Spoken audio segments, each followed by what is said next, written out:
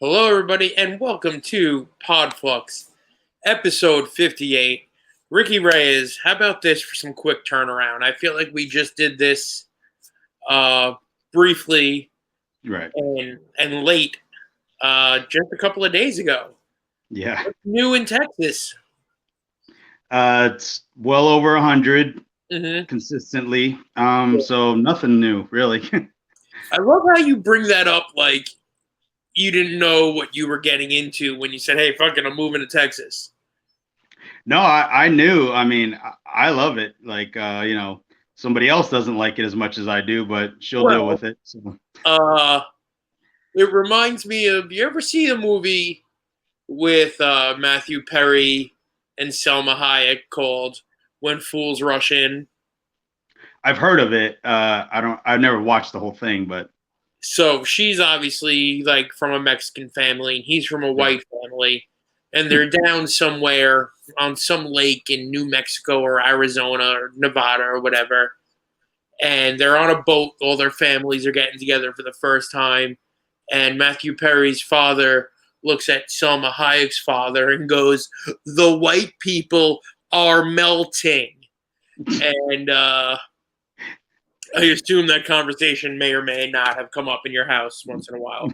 Yeah. Yeah. Better than snow, though. So Oh, absolutely. You can't. There's no comparing the two things. yeah. Speaking of two things that will not be compared this evening, Ricky, I have no purposeful. Yeah, I mean, if it comes up organically, it comes up. But I've got no AEW on our docket this evening. So I don't know if it's a good thing or a bad thing. It might be a bad thing for them because that means we're not talking about them.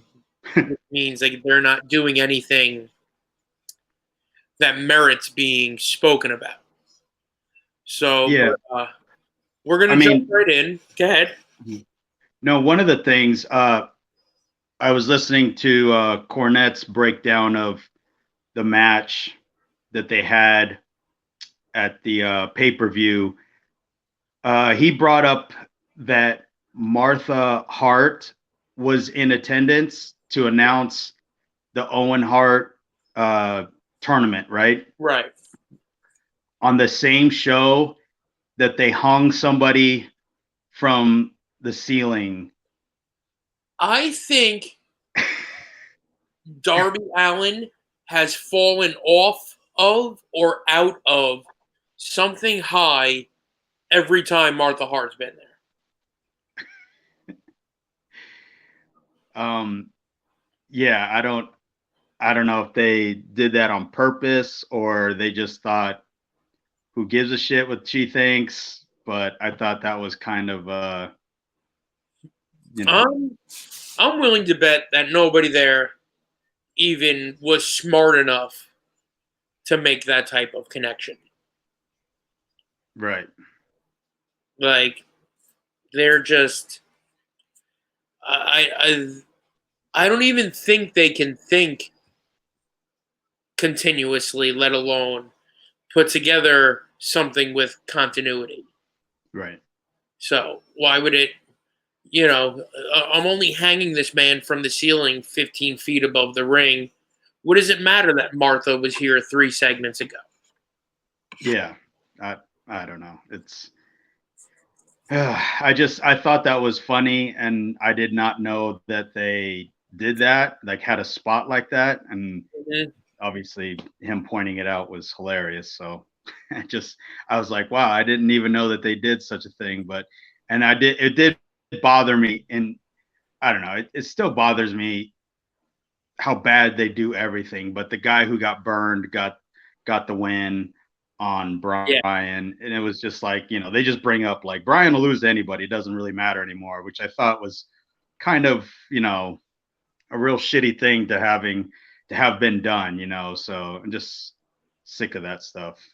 Not only was he lit on fire in that match, he was in a horrendous car accident in that match.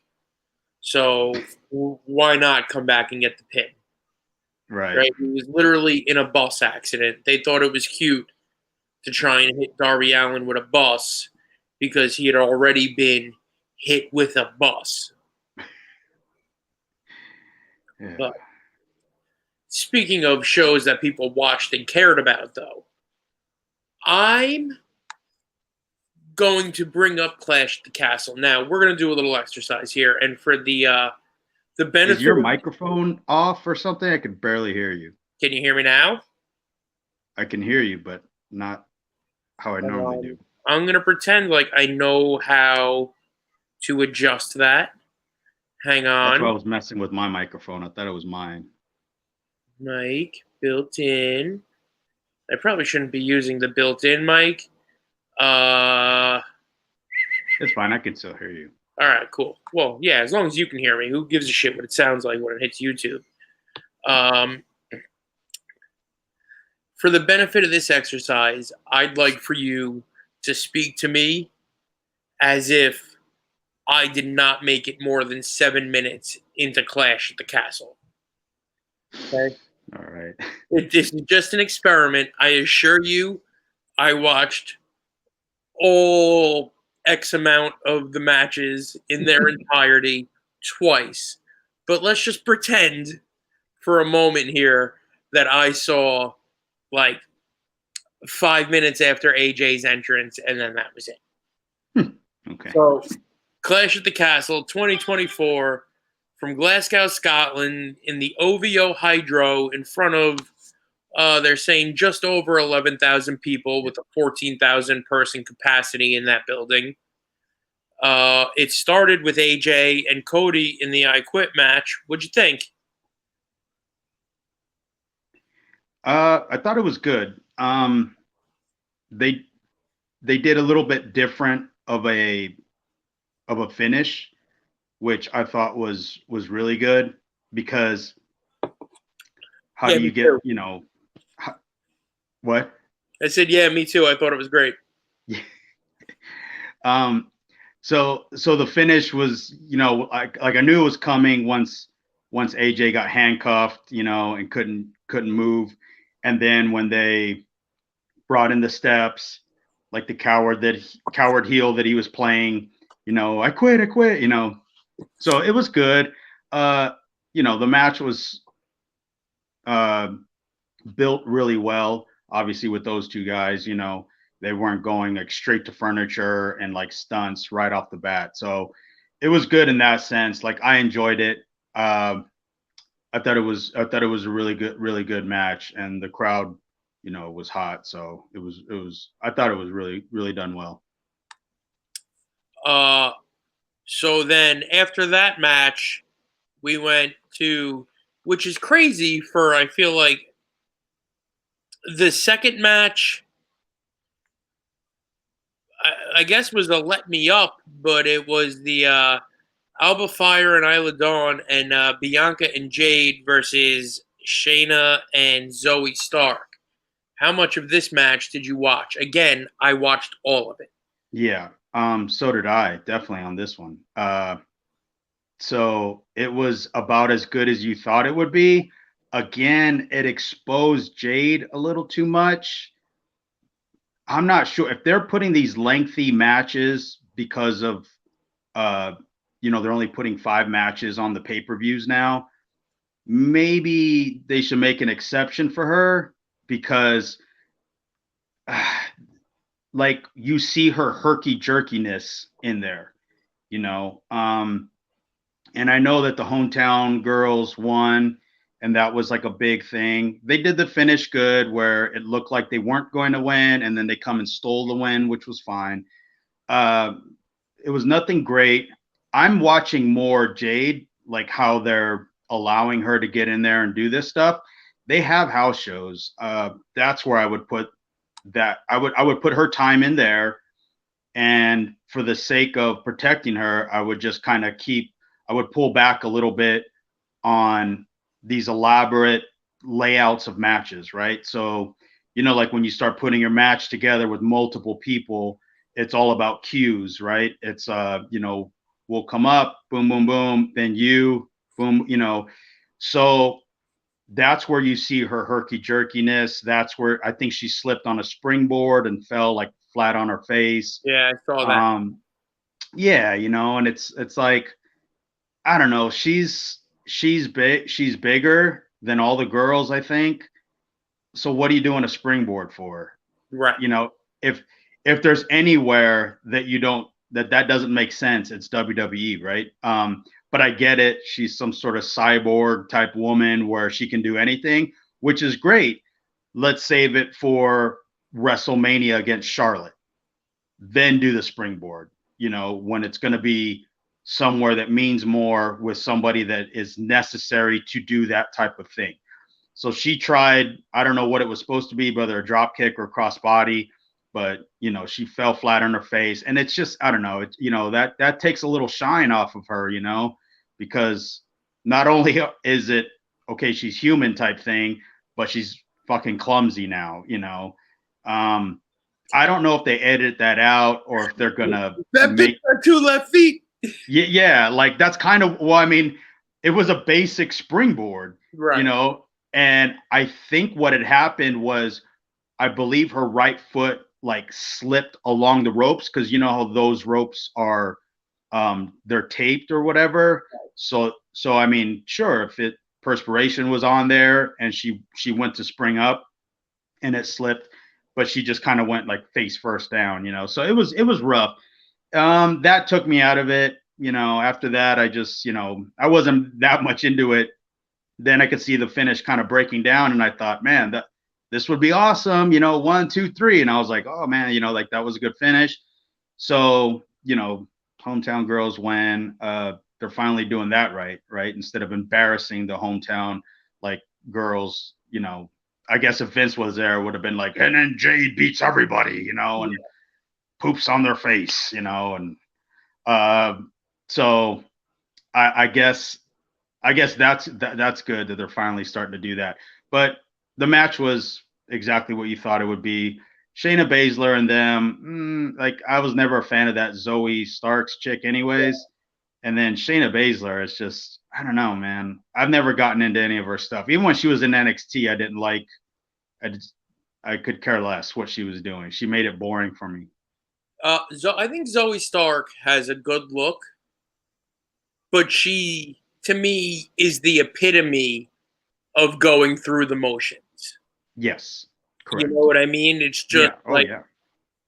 like it's all like it's like a biomechanical tattoo. You know what I mean? Yeah. It's a person, but all you're seeing is robotics. You know, it's do this, hit the ropes because that's what I do. You know, and It's the definition of wrestling by numbers. yes, You know, it's what they went over in the PC, and in her brain, you're watching her think about the next thing she's supposed to do instead of kind of organically reacting to something or kind of feeling the crowd. Um, so yeah, she's just a product of that system, right? So that's why she feels that way. I don't even, you know, I don't know where she came from or whatever, but if she did have indie time, I'm sure it was short, and because it looks like it's mostly manufactured from the PC, you know. yeah. Um, yeah, I don't know. Was it Trish that first brought her out? Is that right? She debuted. Nobody cared, Right. and then she wasn't on TV, and then she did a thing with Trish. Yeah. So I just thought, I thought, man, they're really trying hard, because if they have Trish doing stuff with her, I just thought that was a waste even then. And then now that she's kind of like in a sink or swim situation, it's still nothing to write home about. Well, So they keep finding somebody to anchor her to. right, exactly. You But know, that's what I mean. Like now it's Shayna Baszler, who doesn't have a good personality, who's not exciting in the ring or believable. It's like with her, it's much the same, but in a different, I guess, accent, I guess, because she's just like, well, I'm MMA. So yeah, I do these kicks and I do these things and I want to choke you. and I have no But it's idea. like, yeah, it's like, I'm a WWE choke you. You know, it's like, all right, this isn't fun anymore. You know? Yeah, and especially because like I don't think that Shayna Baszler has the equity to carry No. somebody else. You Right. know what Right. I mean? Like, she's Oh a yeah. slog herself. Right. Now it's like, like when the coat is heavy, to have somebody hanging on to the coat tails Yeah. is just going to drag everything to a standstill. It's almost like you would I would rather see Zoe Starks interact with Asuka and Kyrie because they're so like over the top, right? Mm-hmm. And then let them look at each other like, what's wrong with this idiot? Like what's his name? Steve Blackman and Al Snow type, right? Like almost like exposing her for being kind of boring, and then one day she does something like a fucking cartwheel or something and everyone's like, whoa, she's having fun, like I don't know. um yeah, I don't know what you do with her. She's just a body. I know she's a little bit bigger because I know she's kind of seems like she's taller than most of the girls, but I don't know, like when you see like Liv Morgan, right, with so much personality and like she's small, but she just loves the camera, and there's something there that you can work with. Zoe Starks is just like you can beat her every night, or she could win every night, and I think it'd be the same reaction. Yes. So she's irrelevant. Yeah. Yeah. But whether she wins or loses, the popcorn costs the same.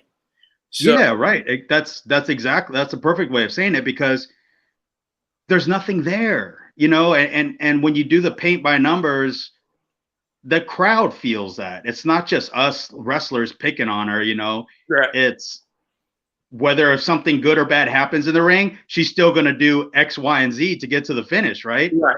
She's not like, shit, we got to go home now. They're fucking loving this. No, she's just like, all right. And then seg 3 and then home.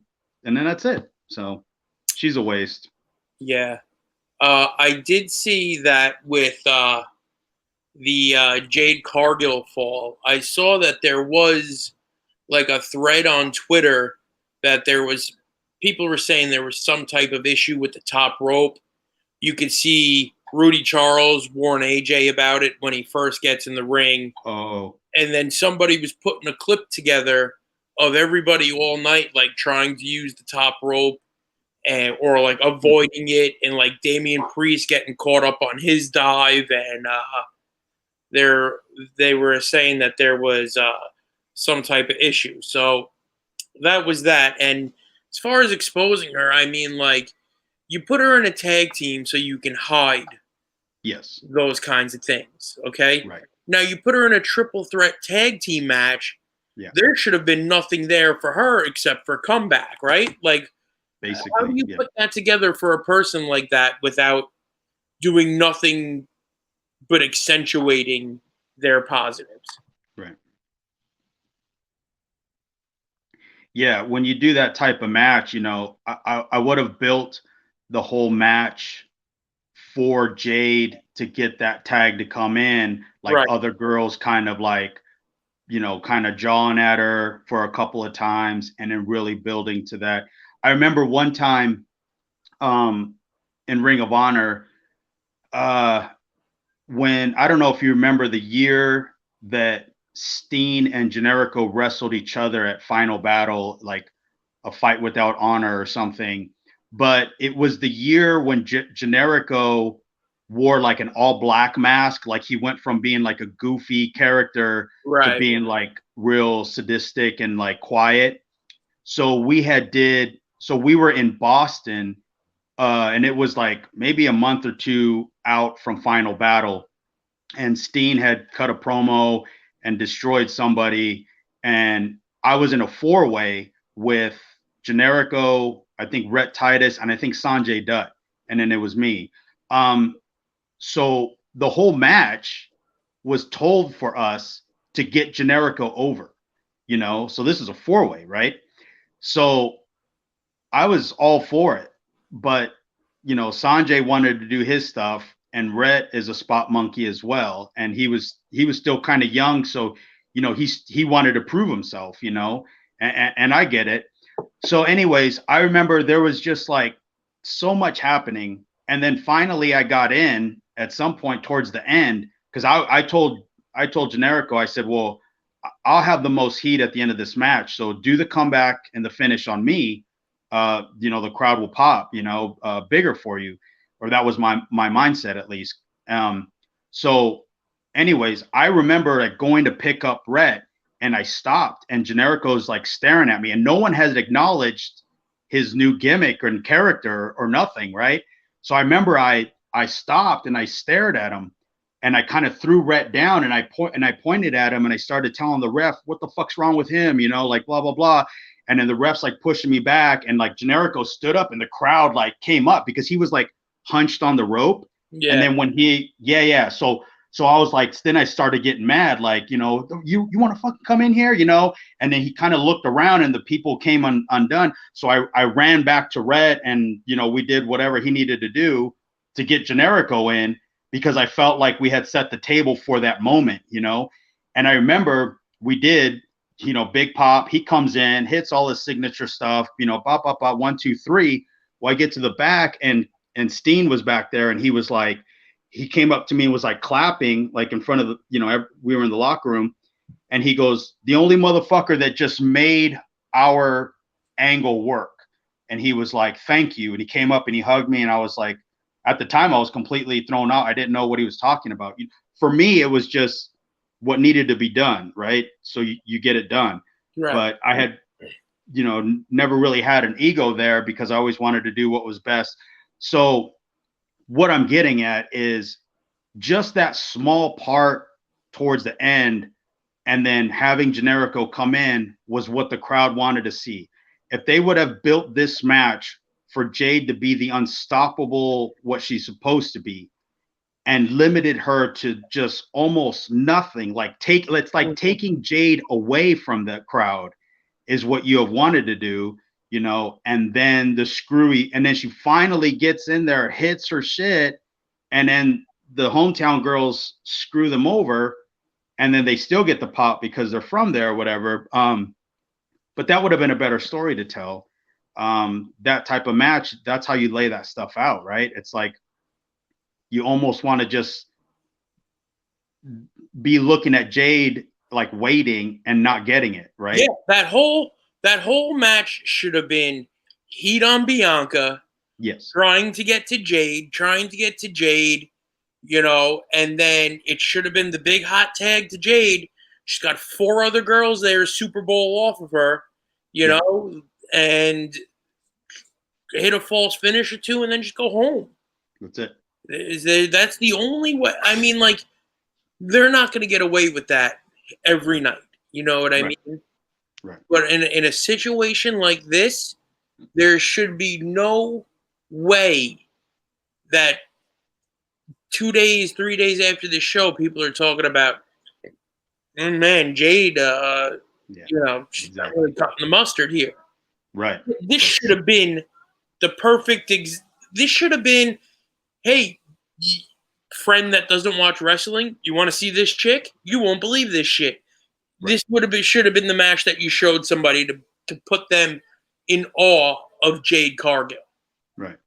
And it just, again, this is another big show, another big match that you walk away to talk about Jade Cargill and you're kind of going, ooh, like. Well, that's the thing, is if you're trying to gear her up for a money match with Charlotte down the road, she's so not ready. No. And that right there should be their measuring stick of how she's progressing. Well, we're going to progress here. And we're going to progress into Sami Zayn versus Chad Gable. And I'm going to pretend like last night didn't happen yet. So, how many opportunities are we... This is like a fake push of Chad Gable. Yes. Right? Right. Because it's opportunity after opportunity. But you're just showing us that he's the most skilled loser. Yes. That you've got on your team. What's going on here? Yeah.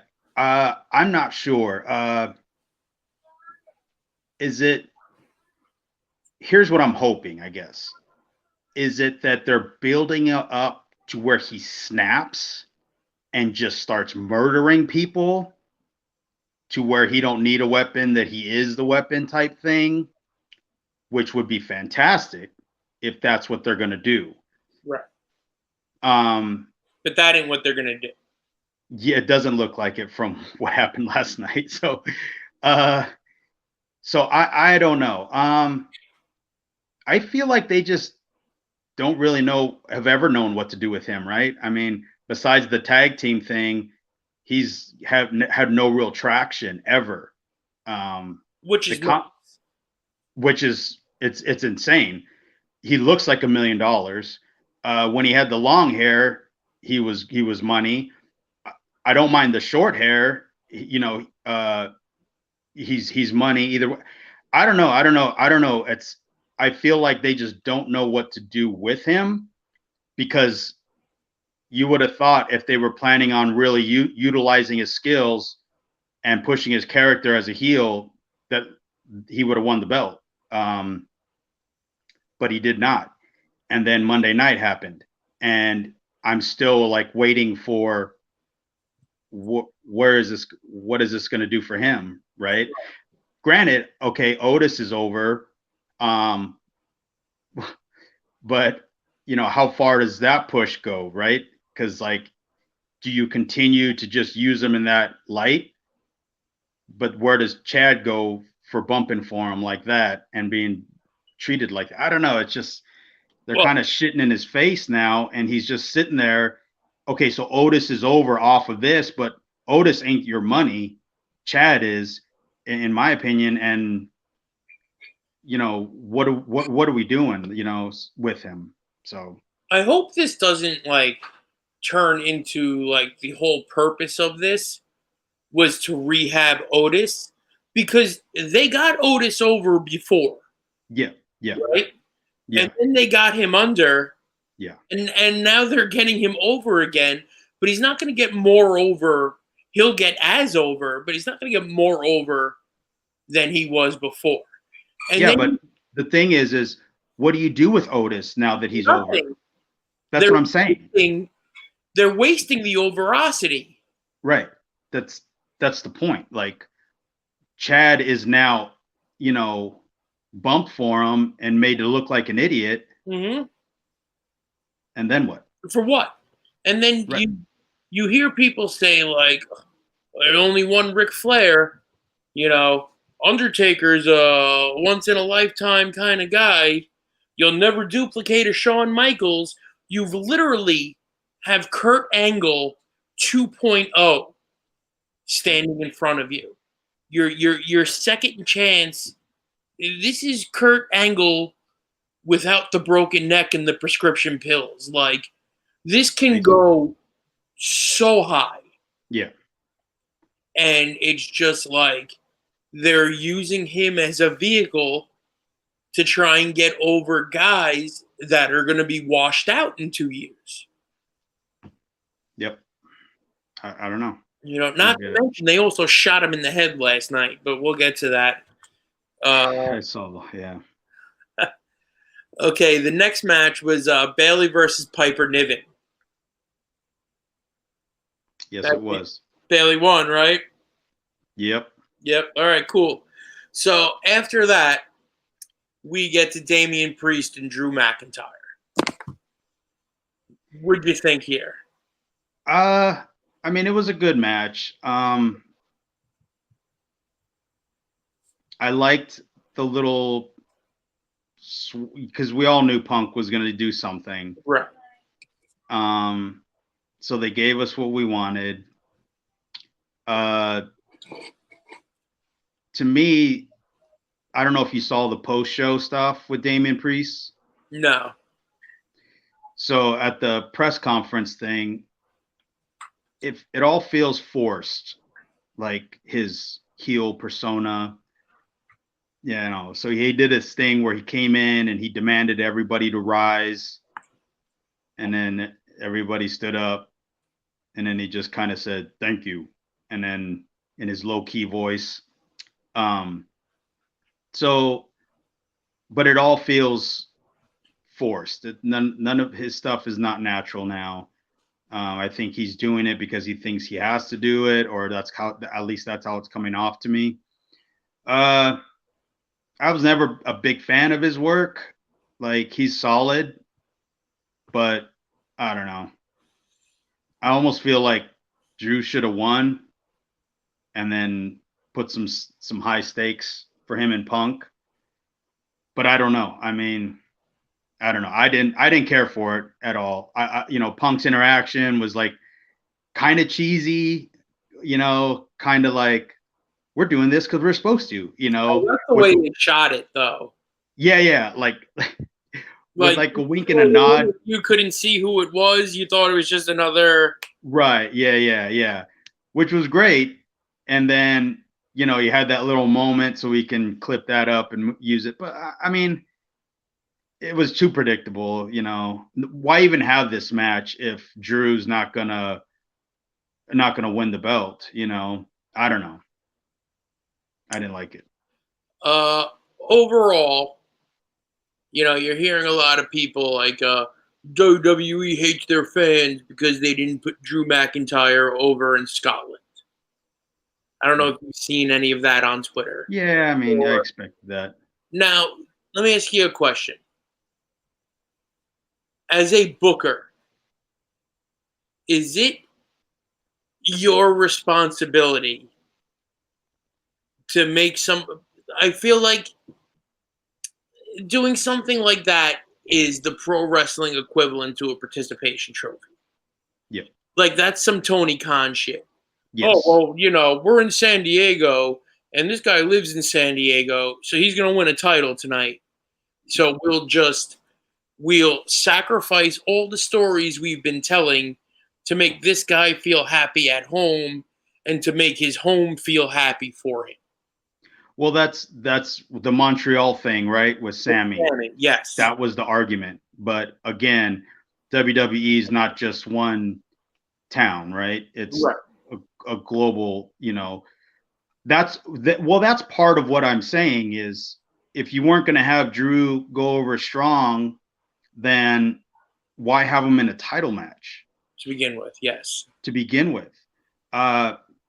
You very easily could have had Damian Priest as the heel, have defended the title and say, I'm not coming to Scotland, because as a heel, you would be like, everything's going to be against me there. Right. And you're coming for me. So we'll do it on my terms. And then you could have did it on Raw, whatever. You could have did it another time. You could have did a Money in the Bank, for that matter, since they have pay-per-views every 2 weeks now. Right. So we have plenty of time to have done it. Then Drew could have got mad. He could have had a match with somebody. He could have beat him. He could have been putting the boots to him some more. Crowd going ape shit. Punk hit the ring. They could do a face-off, a pull apart, something. They could have made it different. They could have made it better for everybody. I guess maybe part of me is just because, like, I don't really care for Priest's work, like, in the ring, and his work as a heel champion I'm not buying it. So I don't know. I would have did something different with Drew. I wouldn't have put him in this, because this is another Sammy thing where everyone's complaining about it for the sake of complaining and thinking that heel. Right. Right. Exactly. But that's what I'm saying. Like, you're putting him in a predicament. If you're going to have that moment, let it be its own moment. Like, you put the world title and CM Punk and cluttered it all up. And now a lot of that is lost. Priest doesn't look stronger coming out of this win. Nope. Punk did pretty much what everyone kind of expected him to do. And then the finish was not what that town wanted, but the rest of the world is going to complain about. Right. So what was the business of the match? Right. You could further Punk. He could get his shot with Damian. Like, what has Drew done to earn his a title shot with Priest to begin with? Right. Nothing except resign and get a sword from The Rock. So there we are. He really gave him a sword? Yeah, you didn't see that? Because No. when The Rock gives presents, he has a camera crew there. Yeah, it's normally a truck, though, I thought. Yeah, I think Drew might have his own truck. You know Maybe how didn't. I would have been if, like, I seen The Rock walking at me with a camera crew, and I'm like, yeah, I'm about to get a fucking Ford Raptor. And Yeah. then, hey, here's a sword. Yeah. Yeah. And you're like, Turn this bitch sideways. Jose last week got a truck. Like, Right. what the fuck, you know? Naya got a truck. She works here. Yeah, yeah. Have that bitch get her own truck. A little fallout from Clash at the I almost said Clash of the Champions. Yeah, it's not that good. That would have been appropriate. So the afterbirth on the Cody Rhodes match there with Solo Sikoa. You saw that in the entranceway? Yeah, like the big fight. Yeah. They're, keeping the bloodline. And I mean, I would hope it's setting up a Survivor Series type of deal. Where is Survivor Series? Is Survivor Series in a stadium this year too, or not? Probably not. Nobody cares Okay. about Survivor Series anymore. I mean, is it a war? It's usually war games, right? Yeah. So, I mean, I assume they're just kind of stringing this along. I want to see teams of 5 that strive to survive. I mean, right.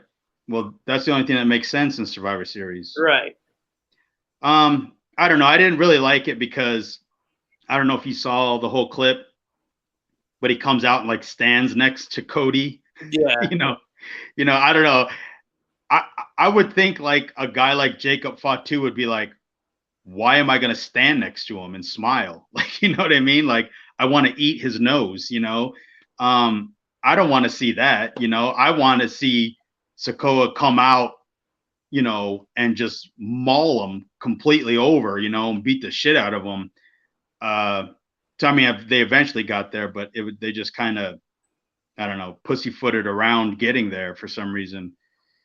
But I didn't care for it. I don't know. Maybe I'm just waiting for the Roman return, I guess, to make this all meaningful. Yeah. With the bloodline stuff. So. Wait a minute. This can't be a real thing.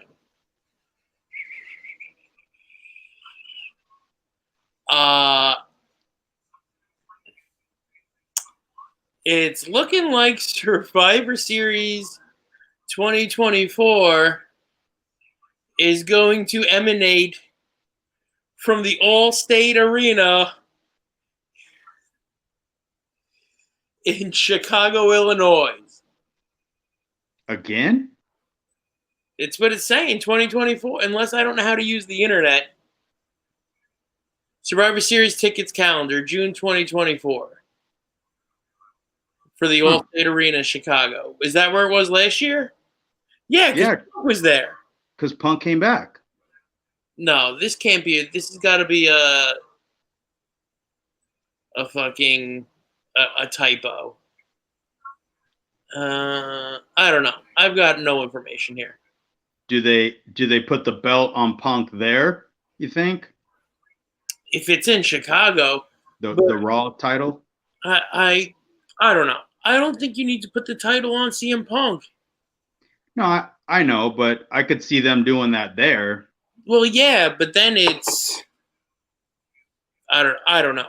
But I like the fact that Solo got involved with Cody. And the reason why I like that is because it's a baby step. Right. You know what I mean? This means we're gearing up to at least get ready, to start getting ready to maybe go somewhere sometime soon. Well, that's what I mean. It's for me, it's like I see them kind of heading in that direction.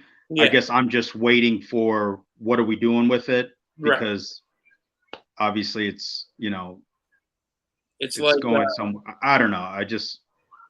It's like if you've got plans to go to like an event with your wife at 1:30 in the afternoon, but she gets up at like 7 and takes the hair dryer out. You know she's getting ready to at least start to maybe try to go ahead and get ready to go.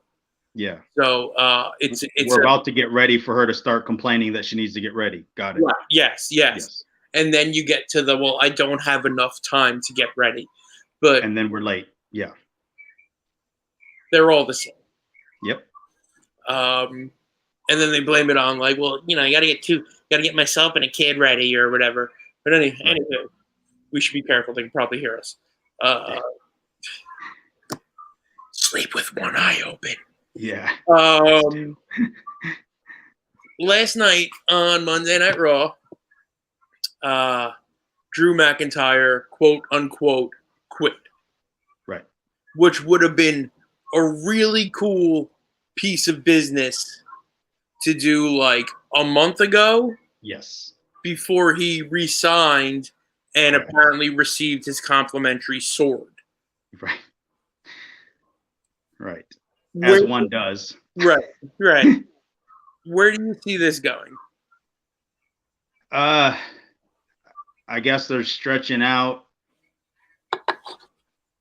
him and Punk not for SummerSlam, or I mean, I don't know. When they do things like this, it's so quick, right? It's like maybe a few weeks and then Drew will be back. So I don't know. I don't like this type of stuff for the exact reasons that you just pointed out. Like, you know, you're going to re-sign him. Right. You know, you could have did something like this around that time. You could have did it a little more awkward and uncomfortably so people would buy into it more. Right.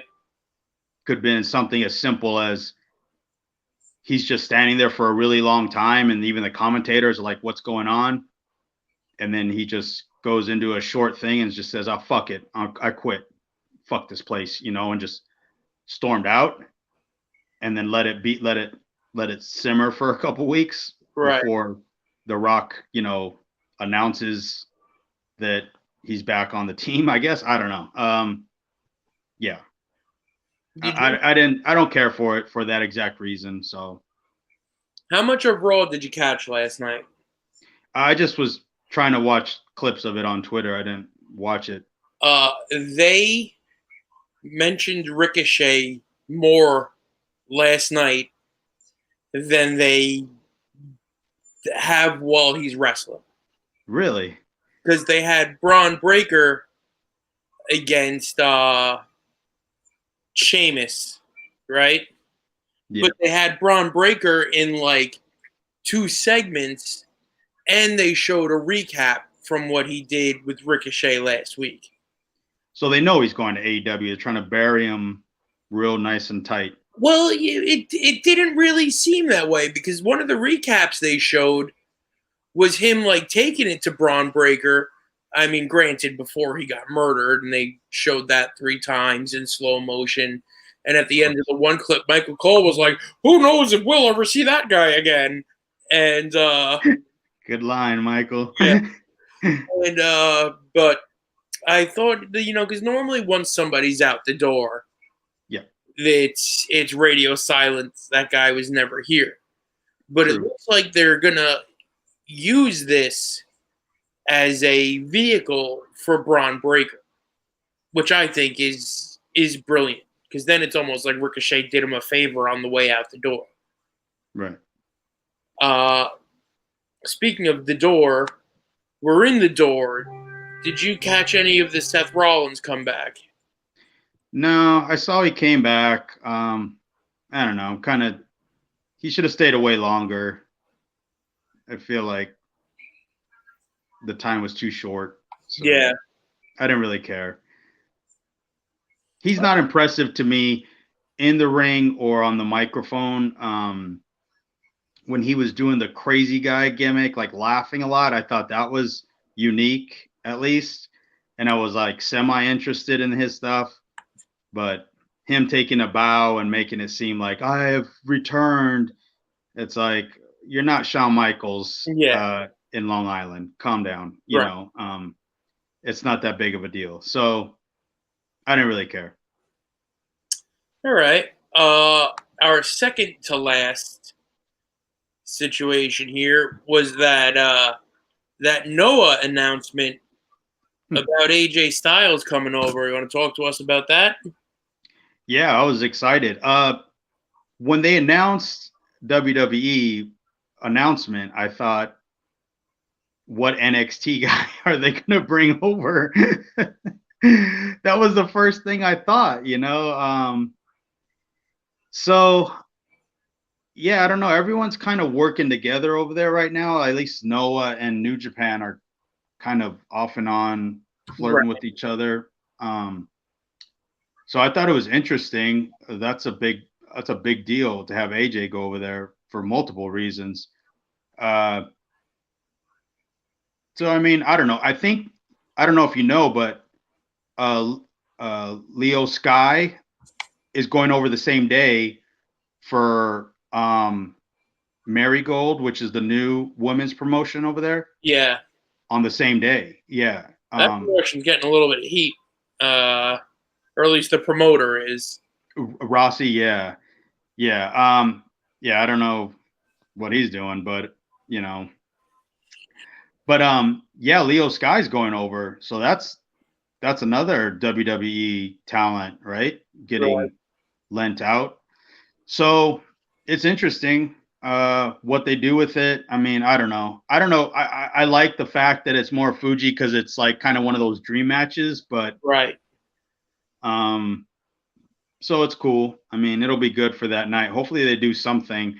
I don't know if they would send guys over there more often. I'm wondering if that's an option. I think it would be. It doesn't do anything for WWE to put any of their guys on their TV show because we're all going to be like, who? You know what I mean? Right. Yeah, no. But I think it's a better foothold in Japan than trying to have like WWE Japan like they've tried a handful of times that like never works. Right. Like it's good to have somebody that you can just work with there, and then when you go there to run your big WWE shows, you know, you've got ring, you've got job guys, you've got, you know what I mean? It's a smart move, and I think it's smart for WWE to, because eventually there is going to be a star in Noah, right? That they're going to want. Just like when they wanted Nakamura. Yeah. Or when they brought over, what was that one guy, like 15 years ago that didn't work out? He hated it there. Kenzo. Huh? Kenzo. Yes. Yeah. You know, instead of all of these, you know, Japanese wrestlers like getting popular and ending up in AEW, you're going to have a relationship with somebody. So when one of those guys does blow up, he's going to end up with you in WWE. So yeah, I think it's more of a like you said, more of a connection for the Japanese audience to be enticed by WWE sending over AJ. Plus, I mean, AJ is a little bit different than sending over Randy Orton, which still would have been an amazing, crazy thing to see. But because AJ's footprint in Japan is still there, it's kind of like a double shot in the arm for Noah, you know. So so it's great. It's yeah, and you know what? I think, did WWE announce a summer trip to Japan? I wouldn't be surprised because I thought they did two or three shots. I'm almost positive. Positive. Returns to Japan this July for the first time in 5 years. Yeah, July. Yeah. So there you go. Right. Wait, what's the dates on that? I am about to tell you. Because AJ will be over there the 13th. So will Leo Sky. They're going to be the first show will take place at the Edion Arena. Did I say that right? In Osaka. Yeah. Osaka, yeah. July 25th. Oh, And then they will be Ryogoku. that one on Yeah. the 26th and the 27th. Yeah. So they'll So be there a week before and then go home and then have to come right back, probably. I'd imagine Io Sky would probably stay. Right? Yeah, she's married to Evil in New Right. Japan. So Yeah. she's going got home. a place to go. Yeah. AJ being a very tiny hotel room. Yeah, but you know what? It's not that. You see, if he just subscribed to the fact that the world was round, he would understand the flight's not that bad. Because you can go the other way. But since it's but there's a lot of water around Japan. He might feel like that's the big fall there. Oh, I could be right on the edge of this bitch for 3 weeks. I'm on the edge of Earth. Someone come get me. Pray to Jesus. You'll be all right. Oh my God. I like making fun of AJ, but he was such a nice guy. He really is. He's pretty good at ping pong too. All right. The last thing we're getting to today. So I'm watching Raw at my buddy's house last night, and Raw's dragging. And I'm dragging, right? No. And he flips the channel to the Met game at 9:55. And I was like, what are you doing, bro? They've got 5 more minutes. Mm. And he looks at me and he's like, what? And I was like, they've got 5 more minutes to do this Wyatt thing if they're going to do it. He's like, bro, it's 9:55. They've got an hour and 5 more minutes to do this Wyatt thing. I was having some type of fever dream, just fast forward delusional to the end of Monday Night Raw, just waiting for it to come. And but it did come, and it came in a crazy way. So the Wyatt Six shows up, and allegedly the members are Bo Dallas, Joey Gacy, Dexter Loomis, Eric Rowan, Nikki Cross, and Nikki Cross. Okay. And the thing they did was super cool. However, it was tough to tell, except for with Chad Gable. Right. Chad Gable was the easiest one to identify. They shot him in the head. Right. But I think I saw Gunther on the ground. Really? Yeah. I thought I saw Ilya Dragunov on the ground. And I thought I saw Carmelo Hayes on the ground. Which kind of puts this thing all over the place. Are these guys going to be heels? Right. These guys going to be baby faces? They laid out a cacophony of different people. So who knows? What'd you think of this, Rick? I mean, I liked it because it was so different and unique the way they did it that way. I thought that was really cool. Yeah, I was trying to figure out the exact same thing because I was trying to figure out one, the characters that were in there, like who they have on the group, mm-hmm. and then who they laid out to tell me if they're good or bad, right? So because it was all over the place, I just kind of took it as, all right, this is like a statement thing, and I'm curious where it goes because that was a cool little thing. Now, is this going to become the norm and they go around like this for the next 3 months, shooting people in the head? So I don't know if it's done right. I would imagine Bo Dallas in whatever form he's in, Uncle Howdy would be like, what main event player would he be in there with, right? Who's going to be the first person to step up and get in their face? Is it going to be like an LA Knight where they can beat him and he's still going to be over. I don't know. I'm curious to see where it goes, and it looked cool. If this is just like an elaborate traveling band of freaks, then I'm totally on board, right? Because it's going to be different than everything else that they're doing, more akin to the original Wyatt family setup. Right. But if this is going to be, shooting laser beams and, just like so over the top, supernatural, Undertaker floating out of the casket and then lighting it on fire kind of shit, then I feel like it's off base for what they're doing with everything else. What I mean? I think it needs to be like an extremely violent group, to really make it work. And I want it to be more like Undertaker returning at WrestleMania 20-ish type of dark. You know what I'm saying? Like, so I hope it's. I mean, I'm glad they got the group up, and I'm glad it got a good reaction. I mean, I trust in this new era of WWE that they're going to do things at least less insulting to the average person. So because it was laid out that way, I believe that might be the angle. That's what I think. At least that's kind of what made me kind of say that was.